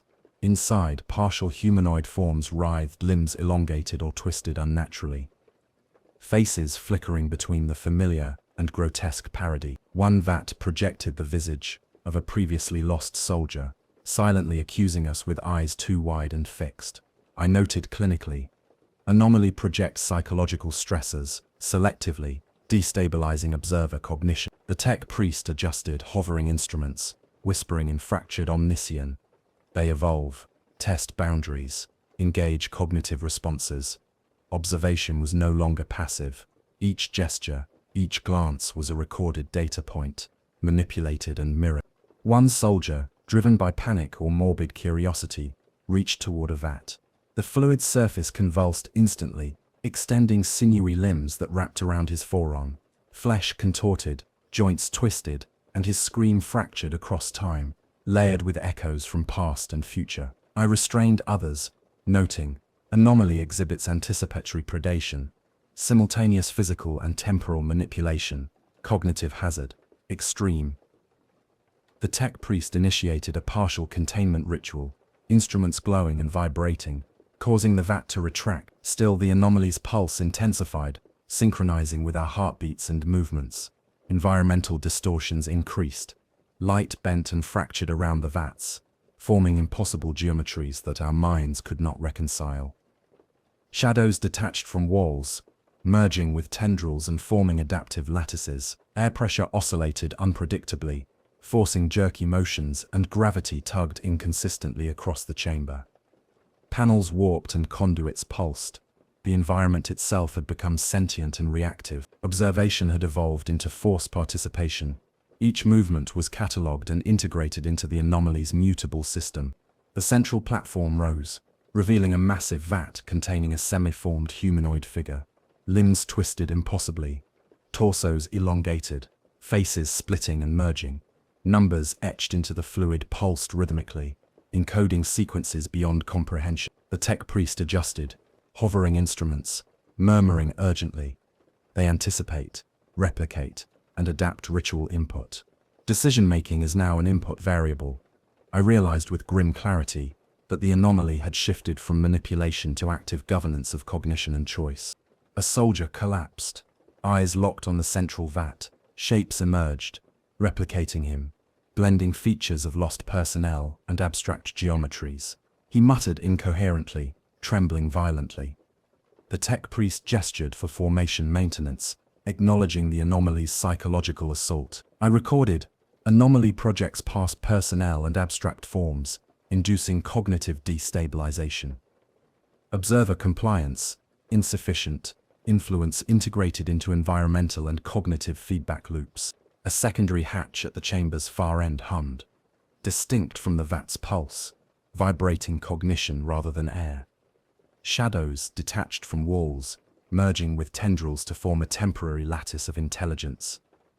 Numerical sequences accelerated, synchronized with heartbeats, steps, and gestures. I noted anomaly integrates environmental, biological, and cognitive observation. Observer action, now a core component of its adaptive architecture. Every step toward the hatch felt rehearsed, anticipated, and manipulated. Partial forms emerged from vats, sinewy and humanoid, gesturing before retracting. Faces flickered, some pleading, others accusatory, reflecting hesitation and fear. The tech priest gestured toward the hatch, warning silently. The anomaly's pulse intensified, merging with environmental feedback. Gravity, pressure, vibration, and light, all synchronized with physiology. The chamber had become sentient, capable of anticipation and punishment. One soldier, panicked beyond restraint, lunged at a vat. The surface convulsed violently, engulfing part of him, distorting flesh, and projecting temporal echoes of his scream. The anomaly's anticipatory function was precise, adaptive and merciless. The tech priest adjusted devices, attempting modulation, but the anomaly recalibrated instantaneously. I documented, real-time anticipatory predation confirmed, physical and cognitive hazards critical, standard containment protocols ineffective. Observer influence unavoidable, environmental distortions worsened. Panels bulged, ceiling bowed, floor undulated. Tendrils from multiple vats converged into lattices pulsing in liturgical rhythm. Numerical sequences flickered faster, encoding countdowns and communications, whispered phrases threaded through cognition. Choice is catalogued, consequence is imminent. The tug in my mind intensified, compelling movement. The tech priest gestured toward the descending hatch, acknowledging that hesitation could be exploited. The final macro cliffhanger for this chapter was a whisper threading through environment and cognition alike. The next phase begins. Will you act or be absorbed? I understood fully that each decision, each step, each breath was observed, catalogued, and manipulated. The anomaly no longer waited. It tested, integrated, and prepared. We moved forward, compelled, catalogued, and terrified, toward the space where irreversible corruption and moral reckoning would manifest. Gravity died screaming. It began with a single shudder in the floor plates, subtle as a breath held too long. Then the world lurched sideways. The corridor buckled. The lamps above flickered and tore loose, chains of cable dangling like snapped tendons. For a heartbeat, weight vanished. Bolters, helmets, and broken bones rose together in a slow, horrifying ballet. Then gravity returned, not down, not up, but sideways, like the entire cruiser had rolled into a dream. The Commissar slammed into the wall that used to be the ceiling. His ribs sang out in dull pain.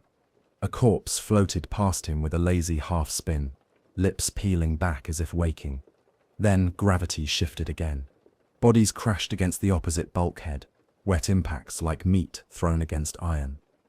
Some didn't stay still, some twitched, some remembered the idea of motion. A dead sergeant tumbled end over end through the air, jaw grinding as ligaments reanimated in jerking bursts. His eyes clouded, milk grey rattled in their sockets, as his head rotated with a rubbery snap. Elsewhere, a cadet missing both legs dragged herself across invisible surfaces as time stuttered like a broken reel. The Commissar's vision split, not figuratively, not metaphorically, but with clinical, knife-edge clarity. His mind no longer obeyed chronology. He saw the corridor as it once was, clean, polished, lit by the soft hum of sacred lumen arrays. The corridor as it was becoming ash swirling in suspended gravity inversions, streaks of blood spiraling upward into vents. The corridor as it might be void breached, torn open to a howling light that devoured sound and memory alike. 3 moments collided in one skull. He blinked, and his eyes didn't close at the same time. The air tasted wrong. Once it had stunk of scorched plastic and ozone. Then, abruptly, it was wet iron and burnt marrow.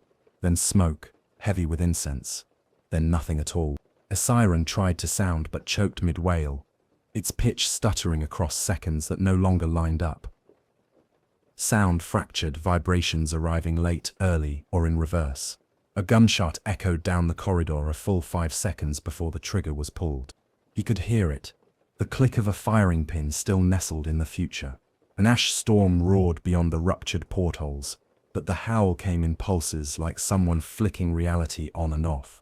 Shredded banners of the Imperial Creed flapped in zero gravity, their ends curling and uncurling to the rhythm of a universe, forgetting its lord.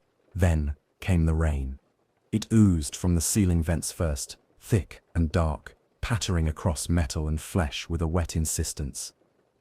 Blood didn't fall normally, it spiraled, swirling in defiance of direction, sucked sideways one moment, drifting upward the next. Its source was unclear. The vents had never pumped anything alive. A suspended corpse drifted past him upside down, arms out like a penitent seeking embrace. Blood rained into its open mouth, spilling down its throat in reverse gurgles. Muscles convulsed beneath grey flesh, tendons quivered, fingers flexed in stilted puppet motions. Still, gravity refused allegiance to one direction. A last rifle clattered along the wall that was a floor, then veered up and stuck to the ceiling like a magnet, finding a pole. Helmets slid across the plating in impossible zigzags. The Commissar planted a boot against a brace and pushed off, only to twist mid-flight as the concept of down redefined itself again. His perception cracked wider. In one eye he saw himself days earlier, issuing orders with calm certainty and dry lips. In the other, he saw a smear of what might be his corpse weeks from now, face torn open, epaulettes soaked black. Somewhere in between, the present self hung in limbo, coated in blood that belonged to no timeline in particular. His breathing didn't sync to his heartbeat didn't sync to his body. He caught glimpses of soldiers sprinting down the same hallway, some alive, some dead, some never born. Their faces flickered in and out of focus, as if the world were trying on different truths like masks. An ensign sprinted past him, mouth open in a scream he heard only after she vanished around a corner. A moment later, she reversed out of existence, running backward into the past. The sound of her panic inhaling itself. Time turned carnivorous. Lights strobed, but not uniformly. In one corner of his sight, frames of the world froze mid-motion. In another, everything blurred at impossible speed. He saw himself kneeling over a wounded private, then saw himself walk past without stopping, then saw the private never injured at all. He tried to speak, his voice fragmented, scattering syllables into air that refused to carry them properly. The ash storm outside thickened, slamming sideways through shattered glass.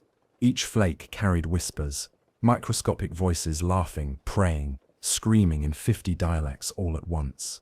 Wind shouldn't exist in space, but space itself had forgotten that. Then something larger than noise arrived. It began as a vibration in the plating beneath his boots, a tremor that ignored time altogether. The Commissar felt it in the past, first, a cold dread sliding through his memory. Then in the future, a certainty that this would not end cleanly. Only after both came the present quake rattling his bones and jarring loose a tooth. Voices flooded through the vents with the blood. Not one voice, dozens, maybe hundreds, layered like wet parchment stuck together. They overlapped without harmony or discord, without respect for sequence or gender or origin. Some sounded like children, some like drill sergeants, some like his own father, dead 30 years, some like prayers eaten by static. The corpses heard it too, their heads jerked toward the walls in unison, necks cracking like branches. Some floated, some crawled across invisible surfaces, some stood in defiance of gravity entirely, twitching in half-life as blood spiraled around their limbs like ribbons in a ritual dance. The Commissar felt the words before he understood them. They weren't spoken, they arrived. Obey. The command rippled through flesh and shadow. His vision split again, 3, then 5 perspectives overlapping, until he couldn't tell which one was real. He saw himself kneel. He saw himself refuse. He saw himself tear his own eyes out. He saw himself already kneeling, already weeping, already risen as something other. The vents belched a new pulse of blood. The bulkheads groaned. Time blinked, skipping like a damaged reel. The overlapping voices spoke again, each syllable a fracture in existence. You will obey. The lights died for a full second. In that second, gravity vanished completely. Every corpse in the hallway lifted gently into the air, arms spread, eyes rolling in their sockets like marbles. The Commissar's heartbeat stopped, not paused, not slowed, stopped in mid-thud. His breath froze in his throat. He saw a flash of the corridor years ago, polished and proud, then a flash of it centuries from now devoured by vines of rust and bone.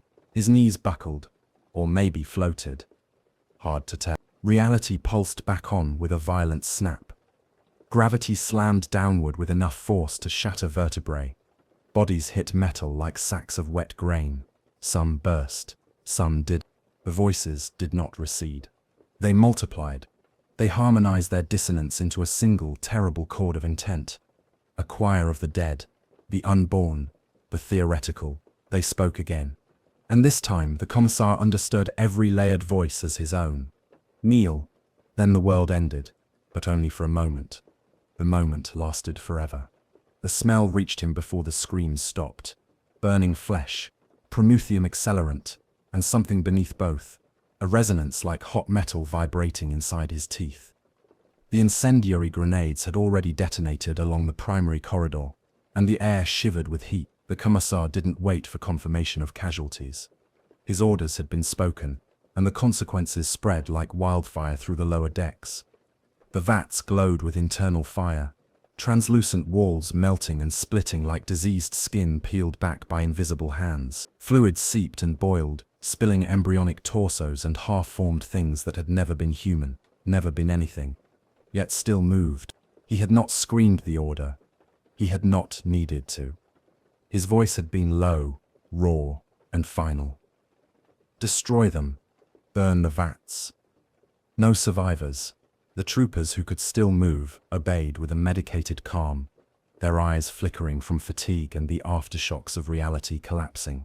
Some shook as they primed the charges, some whispered litanies. One laughed until his throat bled, and even then the laughter came in bubbles. The Commissar did not stop him. Duty was a splinter jammed so deep that mercy no longer fit around it. The firestorm surged through the containment bays with unnatural hunger. The sparks seemed to bend, drawn upward and inward by currents that did not follow the ship's architecture. The flames didn't just burn. They curled, spiraled, twisted around the vat's supports, wrapping the metal like serpents of living light. Glass ruptured under the strain, spraying molten shards across the charred decking. The Commissar stepped through the smoke, boots hissing against liquefied tubing, and watched a technician drag themselves toward him, before collapsing into a pool of their own steaming skin. He did not attempt to speak to them. Their lungs had already failed. Even with the fires raging, some shapes in the darkness moved with stubborn intent. A malformed figure crawled from the wreckage of a ruptured vat, its spine exposed and twitching like a centipede made of bone. It reached for the Commissar with hands that had too many fingers and no palms. His bolt pistol barked once and its skull disintegrated.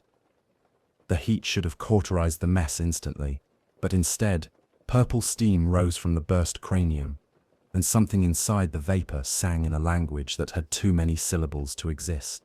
Warp resonance throbbed through the deck plates like a heartbeat, out of sync with the world.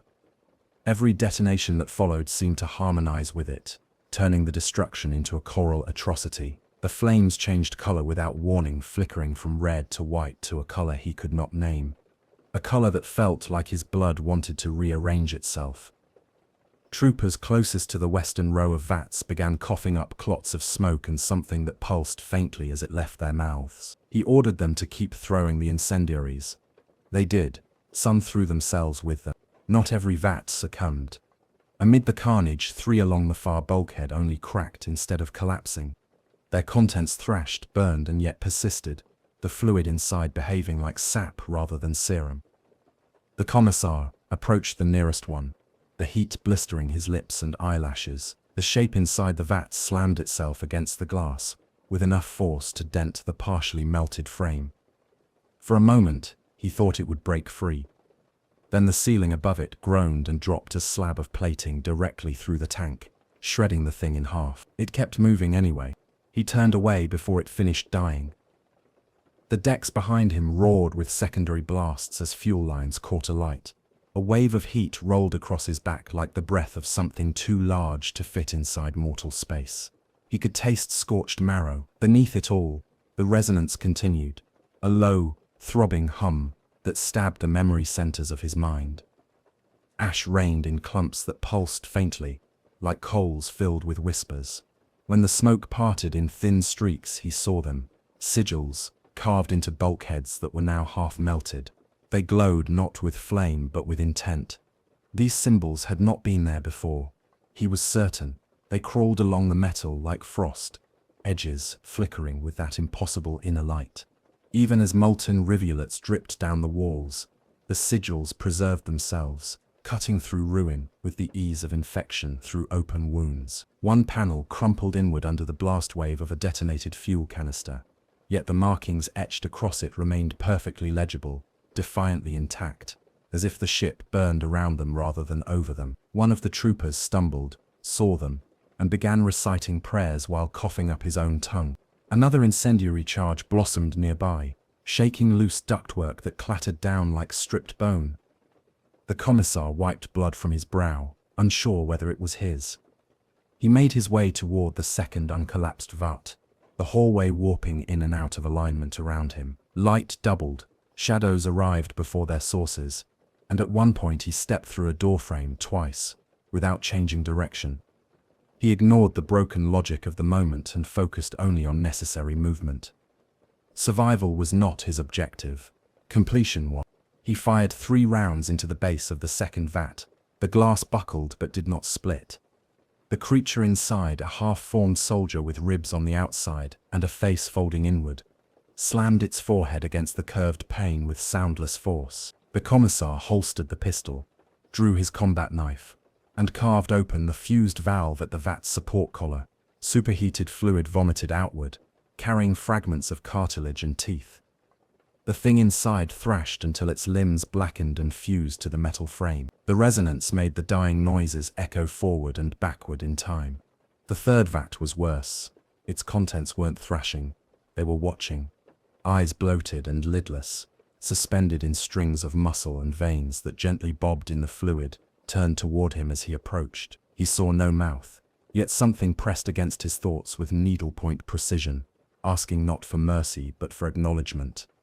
A shard of glass had cracked along the surface, dripping jelly-like plasma that glowed where it touched the deck. He reached for another incendiary. His hand trembled only from the heat. That was when he saw it.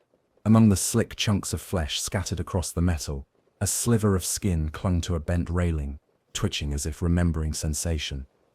The skin was torn, curled at the edges, and half-cooked by the nearby fires, but etched along it in dark ink, unmistakable even through char and ruin, was a tattoo he had tried to forget years ago.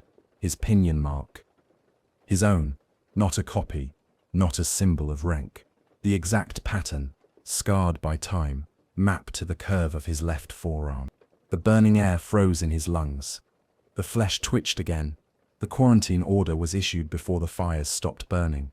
Varkelisine remained visible through the observation slit of the command shuttle, like a cauterized wound floating in the void.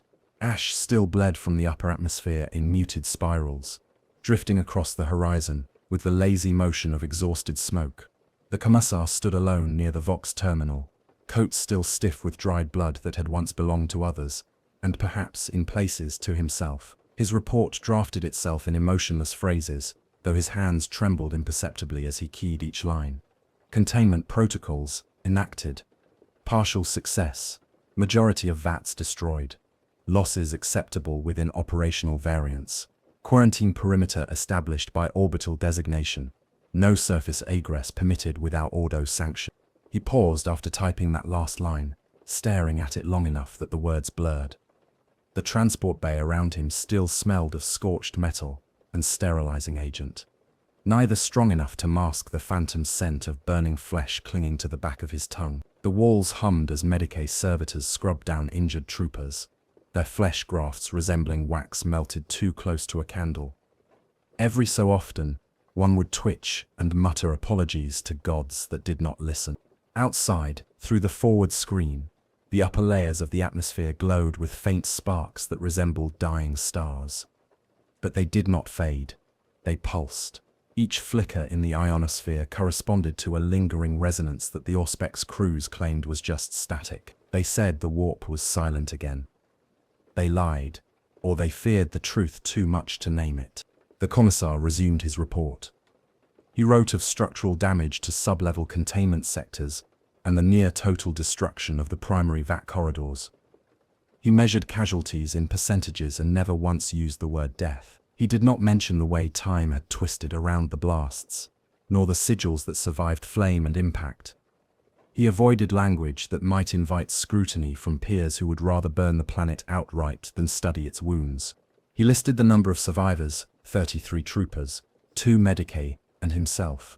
He omitted the one whose body disintegrated into a puff of violet dust after whispering that the Vats sang to him in his dreams. He omitted the 3 who still breathed only because their lungs no longer needed air, in the conventional sense. They were classified as non-essential biological remnants and scheduled for termination under doctrinal clause. The floor vibrated as another patrol lander broke atmosphere. Quarantine did not mean silence. Quarantine meant scouring, documentation, denial. From the shuttle balcony, he could see the perimeter ships forming a hesitant ring around the planet, their hulls reflecting the ash haze like tarnished coins. Vox updates rattled through the comm lines, sectors sealed, transmissions blocked, incoming vessels warned off by threat of lance barrage. The Commissar ended the report with standard closures, awaiting further orders. Reinforcement request filed. Investigation remains active, pending Ordo Interrogator arrival. He transmitted it with a thumbprint verification, and watched the confirmation blink red, then green, then something in between he pretended not to see. Ash still fell beyond the viewport, though the wind patterns on the surface barely moved. The fires he had ordered still smoldered in the remains of the facility, and thermal scans showed concentrated heat signatures in the sub-basement vaults where detonations had not reached. The tech priests insisted the scans were glitches. He knew better. Glitches did not beat like heart. He made his way from the terminal to the central hold where the wounded were laid on stretchers, fashioned from blackout tarps. Some stared blankly at the ceiling, eyes too wide or too sunken. Others shook silently, heads tucked into the crooks of their arms as if bracing for impact that refused to arrive.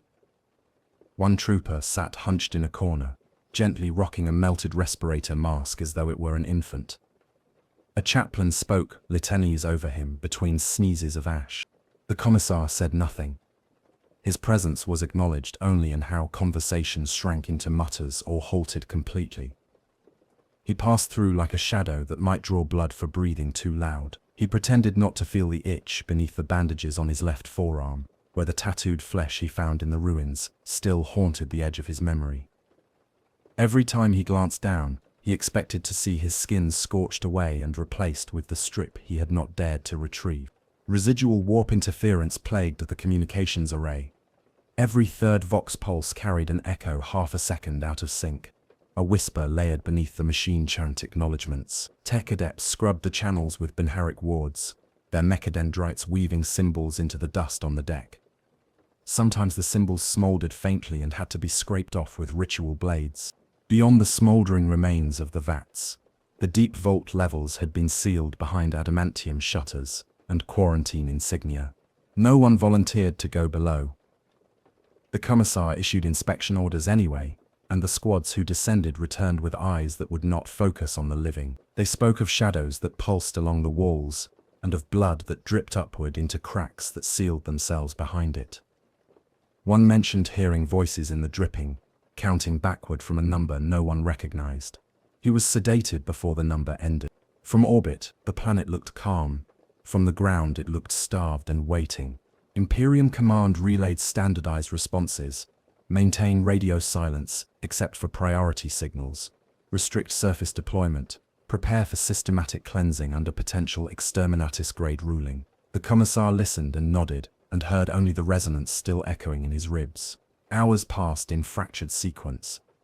Daylight on Varkalis 9th bled pale orange through the ash clouds, then vanished behind another front of soot. Static storms flickered across the sky in short, soundless bursts that left after images of sigils hanging in the air long enough to doubt their absence when they faded. He stood by the forward screen again when the alert chimed. An Auspex officer, voice flat from fatigue, reported an unidentified vessel breaching the outer quarantine perimeter. No transponder codes, no recognized silhouette, no authorization request transmitted. The Commissar leaned closer to the display as the ship emerged through the haze. Its hull bore no insignia, no registration lights, no markings at all. It drifted with intent rather than momentum, engines burning with a muted pallor that did not match any known pattern. It was neither large nor small but functional in the way of vessels meant to transport cargo, not listed on manifests.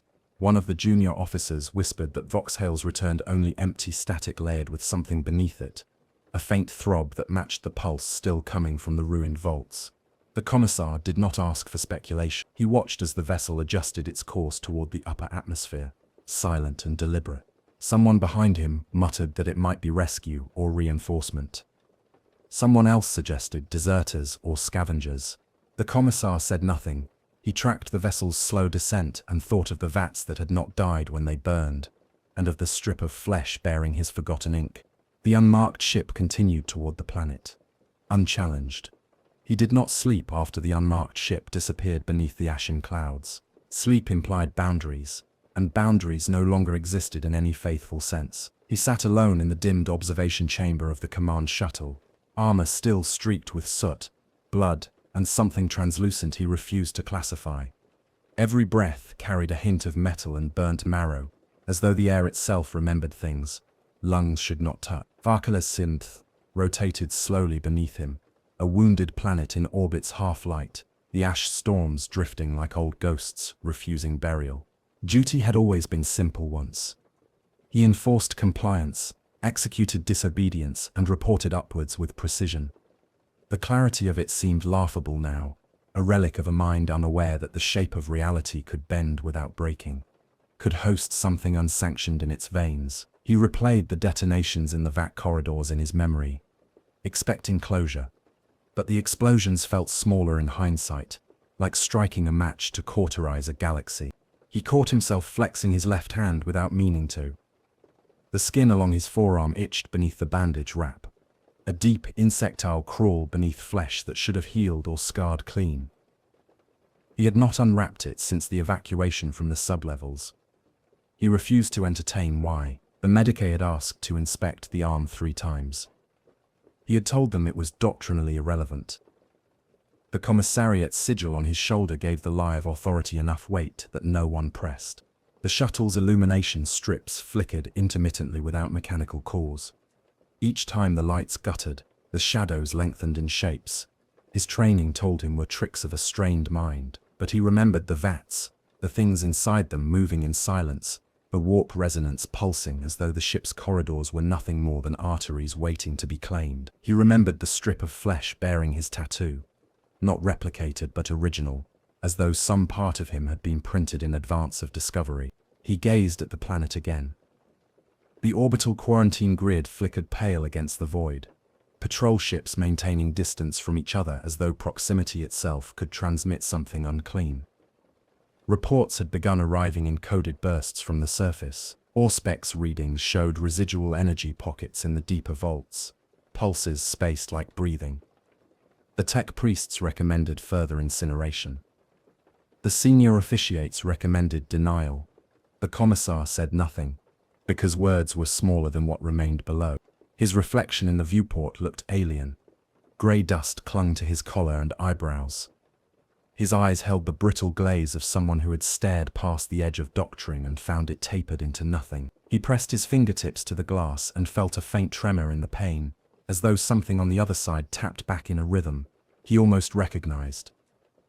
He dropped his hand before the pattern completed itself. The warp logs submitted by astropaths in orbit mentioned disturbances along the starboard trajectory, faint but widening. They spoke of directional bleed, as though some echo of the anomaly were mapping itself into the void. Their words were cautious, locked behind terms like interference and harmonic displacement, but the meaning was raw. The corruption no longer belonged solely to Varkali's ninth. It had tasted the channels between coordinates. He remembered the voices in the vent blood, the command to obey that seemed spoken by his own future mouth. He remembered the corpses floating in zero gravity, their limbs pierced by instructions no creed could sanctify. He remembered the echo beneath the Vox transmissions that no machine could scrub clean. All of it pressed inward, not as memory, but as presence waiting for acknowledgement. He tried to pray once.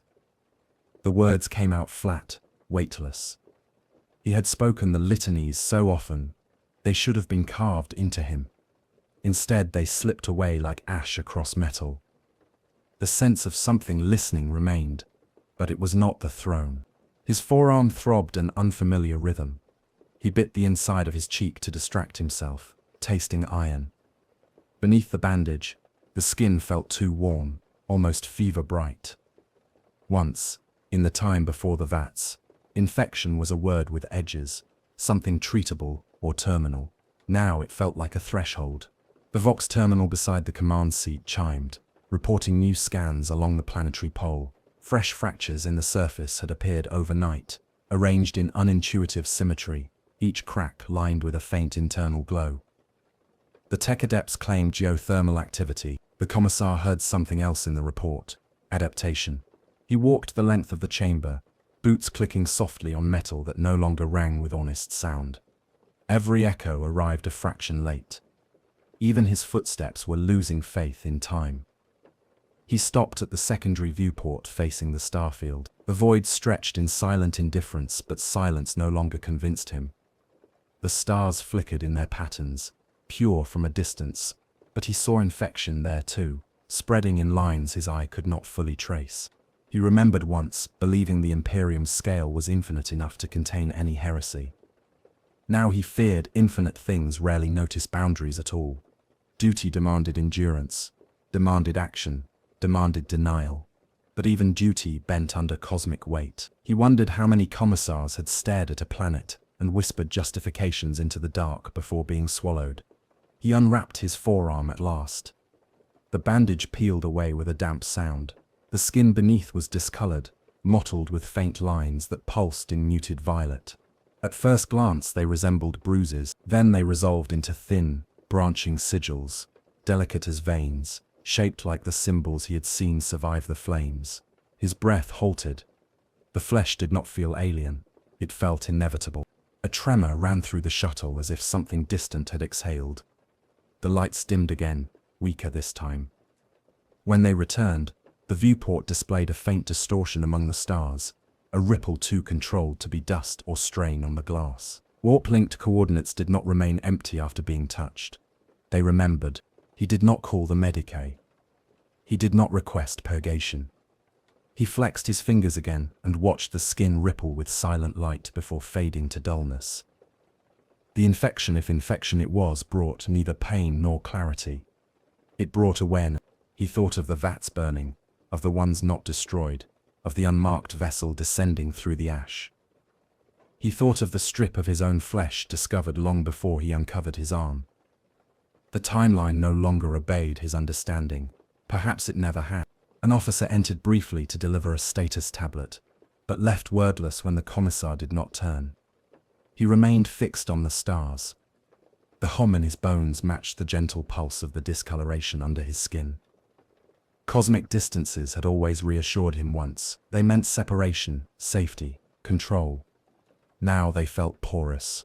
The stars shimmered again, not visibly, but in a way that made his mind recoil too slowly. Somewhere out there, along routes traced by astropathic thought and unspoken terror, the influence moved. It threaded itself through channels no blockades could seal, no quarantine could name. He did not speak at first. His mouth remained partly open, the words catching before sound shaped them. His breath clouded the viewport briefly, then vanished into the cold pain. The ash-streaked planet below rotated without remorse. Finally, he let the truth surface, quiet as a confession without priest or audience. Even here they watch. And the stars did not deny him.